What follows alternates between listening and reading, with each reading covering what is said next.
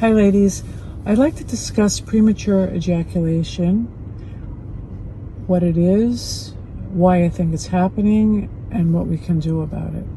Before I do, I'd like to make a disclaimer that I'm not talking about the medical condition here. I'm talking about when it's beginning, in the beginning stages that I'm hearing from you guys out there. So, why is this happening to our partner? Well, let's take a look at their lifestyle. You know, they're on this treadmill, they're going, they're coming, they're in, they're out, they're all over the place, and this, that, and the other thing. It's the fight or flight again. They're in a constant state of fight or flight.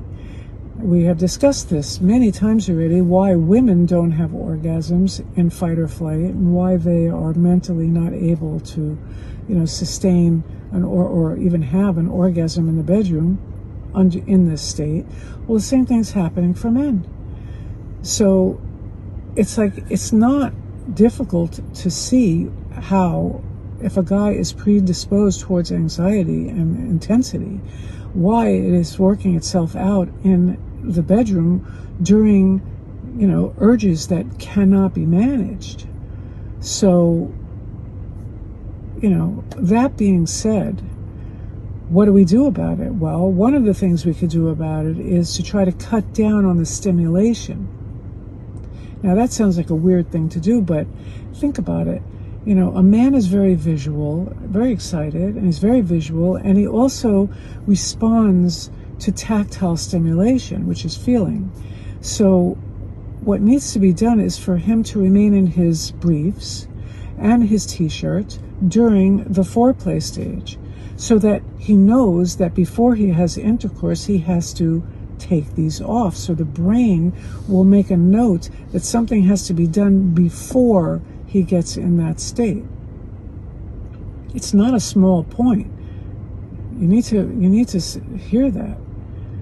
So the other thing is, you guys need to do something like where you're calming yourselves down before you're together. Go take a walk. Go talk. Don't fight. Watch a movie. Do something that's going to bring the nervous systems down to ground zero here. Don't just run into the bedroom after the kids are down and go into the quickie state. This quickie thing is just basically enabling this to happen. The other thing that would be very helpful is perhaps a short course on cognitive behavioral therapy. I have recommended this to chassan teachers to give to chassans before, when they're training them before the wedding night. A man would be able to beforehand visualize how he wants the night to go, how he wants to behave, what he prefers, as opposed to being a victim of his urges. He would be able to concentrate and be able to have more interaction that he wants, as opposed to it just going all over the place.